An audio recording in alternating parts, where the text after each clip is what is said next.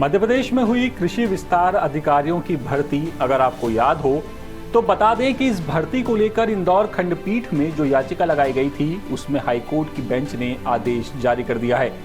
दरअसल याचिका में पदों को भरने की मांग की गई थी और SC/ST वर्ग के छात्रों ने अनारक्षित वर्ग की खाली सीटों को लेकर ये याचिका दायर की थी और कहा था कि इन सीटों पर उनकी नियुक्ति होनी चाहिए, लेकिन सरकार इस मामले में ये तर्क दे रही थी कि अनारक्षित वर्ग की सीटों को उसी कोटे के छात्रों से भरा जाएगा।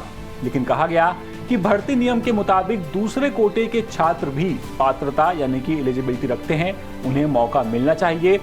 इस मामले में हाईकोर्ट सुनवाई कर रहा था और सुनवाई के बाद हाईकोर्ट ने सरकार को आदेश दिया कि पात्र उम्मीदवारों को देखते हुए नए सिरे से सिलेक्शन लिस्ट जारी की जाए। मामला क्या है, चलिए एक बार आपको बता देते हैं। दरअसल मध्य प्रदेश के किसान कल्याण तथा कृषि विकास विभाग ने ग्रामीण कृषि विस्तार अधिकारियों के पदों को भरने के लिए 2023 में विज्ञापन जारी किया था।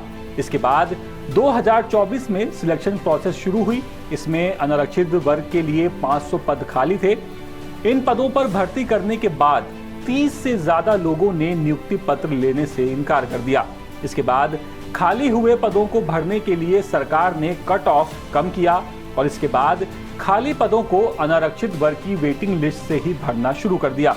इसी को लेकर SC/ST के अभ्यर्थियों ने इंदौर खंडपीठ में रिट पिटीशन दायर कर दी और सरकार ने अनारक्षित वर्ग के खाली पदों को भरने के लिए कट ऑफ को कम किया तो आरक्षित वर्ग के उम्मीदवार भी उस कट ऑफ के दायरे में आ गए, ऐसा हाईकोर्ट में कहा गया।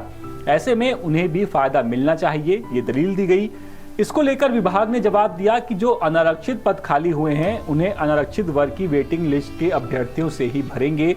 इसके जवाब में याचिकाकर्ता ने अपना पक्ष रखते हुए बताया कि मध्य प्रदेश कनिष्ठ सेवा संयुक्त अहर्ता परीक्षा नियम 2013 के मुताबिक उस वैकेंसी को पूरा करने के लिए आरक्षित वर्ग के अभ्यर्थी भी पात्र हैं अगर वो अनारक्षित वर्ग के अभ्यर्थियों के समान यानी कि उनके बराबर नंबर लाते हैं तो।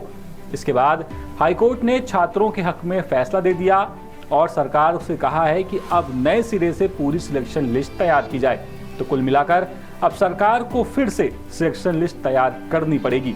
ये पूरी खबर इंदौर से हमारे संवाददाता विश्वनाथ सिंह लेकर के आए थे। अपडेट्स के लिए बने रहिए द सूत्र के साथ। नमस्कार।